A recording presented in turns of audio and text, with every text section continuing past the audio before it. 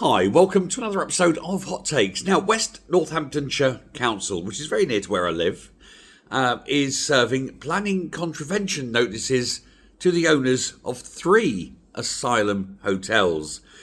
These notices are being sent to hotels in Crick, the Holiday Inn in Flor, which is a nice place, I know it, down by the canal, and the MK Hotel in Deanshanger.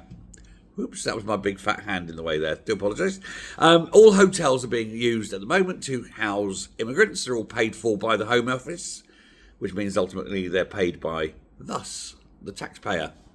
They say that planning control will have occurred. A breach of planning control will have occurred in these hotels, and therefore that there is a reasonable expectation of closure.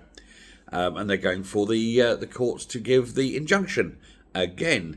This time, of course, it's not going to be able to be returned and refused by a higher court because these are new hotels. What the Supreme Court that overturned the previous decision said, oh, you've had plenty of time to do it in the past, but you didn't, so therefore it stays. Well, these are fairly new, and you've got a new council in, etc.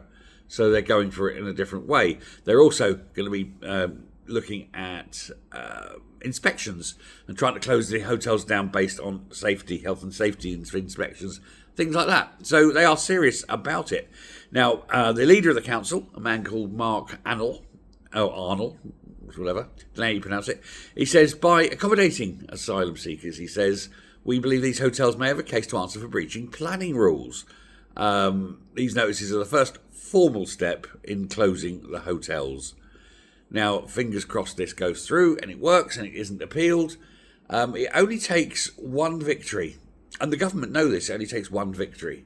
That sets a precedent, and then the rest of them are they're on their way then, aren't they? And then it's more headaches for the government. There's 21 days between this issuing today and the formal hearing, because they've got to have time for the owners of the hotel to respond, but after that it goes off, and then if the injunction comes through, then headaches all round. Great, isn't it? So fingers crossed, eh? Thanks very much. Bye.